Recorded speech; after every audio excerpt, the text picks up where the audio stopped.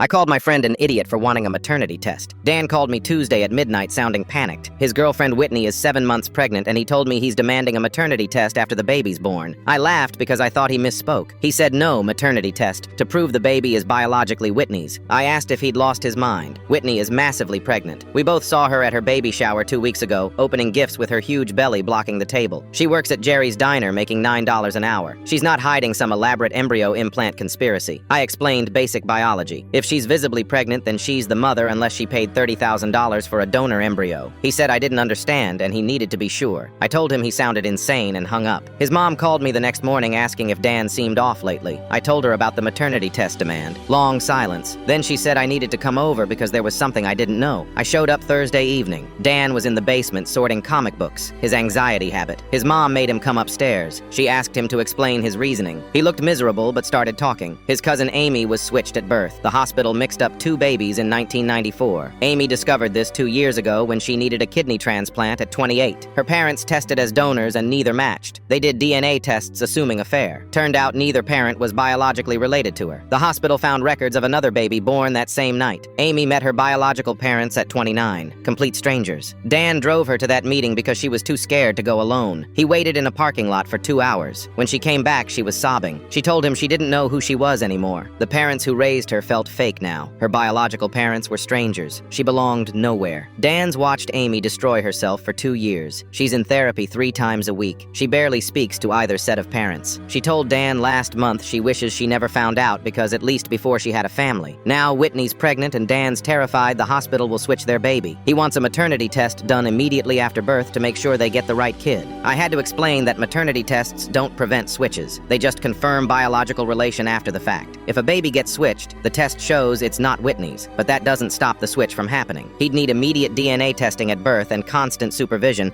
not a test weeks later. Dan stared at me processing this. Then he said he still wanted the test just to be safe. That's when I lost it. I told him he was being a complete idiot. He was destroying his relationship over trauma that wasn't even his. Amy's nightmare didn't give him permission to accuse Whitney of something impossible. He said I was insensitive because I've never watched family go through identity crisis. I said that's not an excuse to wreck his own life. He told me to get out. He texted me 18 times that night calling me a garbage friend. Our buddies Kevin and Austin started messaging me saying I was too harsh on a stressed guy about to be a dad. But here's the real problem. Dan already told Whitney about the maternity test last week. She thought he was accusing her of faking pregnancy or cheating. She's been at her sister's apartment since Sunday. Won't answer his calls. Her parents found out yesterday. Her dad called Dan's mom screaming about Dan insulting their daughter. Whitney thinks Dan believes she's either lying about being pregnant or trapping him with someone else's baby. Dan can't explain about Amy without sounding unhinged.